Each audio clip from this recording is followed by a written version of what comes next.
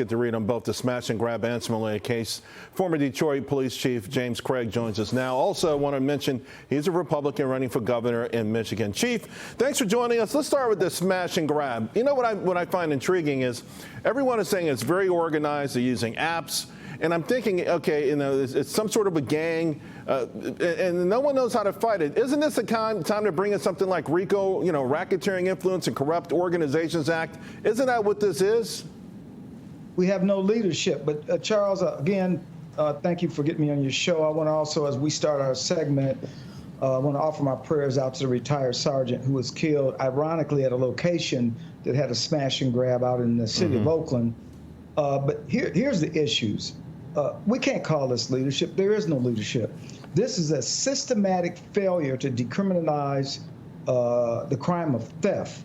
Now, I can tell you with 4 decades plus of experience, it's predictable. It's escalating into violence. You've heard the stories where customers have been assaulted, employees have been assaulted. And so it's like the broken windows. We know it's going to escalate, but we have these rogue progressive prosecutors who frankly have no concern for businesses, for our community, the patrons that go into these stores. And so it's not a surprise. There's just no consequences for the crime, and it's going to continue to escalate. But you know what I find fascinating?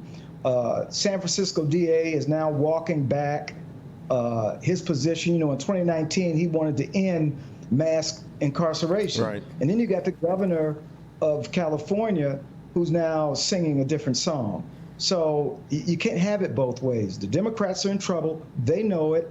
And this anti-crime, they're just not anti-crime. Yeah.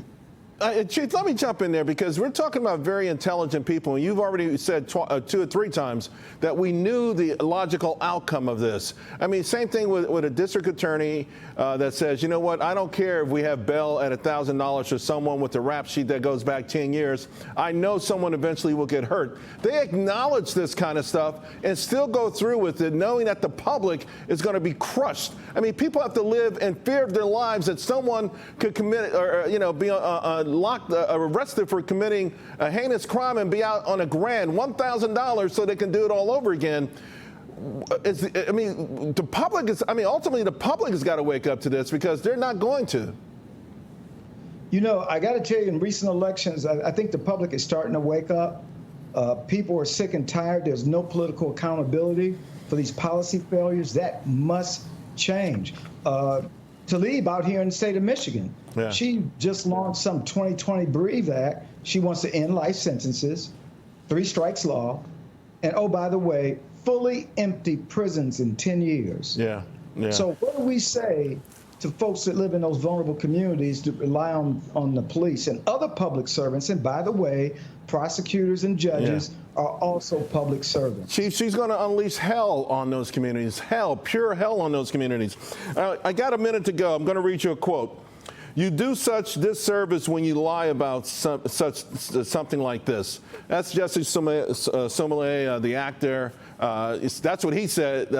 Anyone who would lie about being attacked, who would try to create some sort of racial animosity, does such a disservice. If he's found guilty of this, what should be the penalty for it?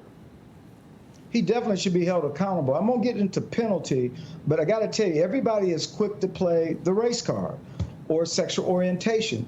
Even the vice president, I guess during the campaign trail, took a position of there's an escalation of crimes against those because of their sexual orientation. Yeah. I won't reject that, but let's focus on the crime. If this man committed a crime, he needs to be held accountable. Bottom line. Bottom line. Chief, always a pleasure. Thank you so much.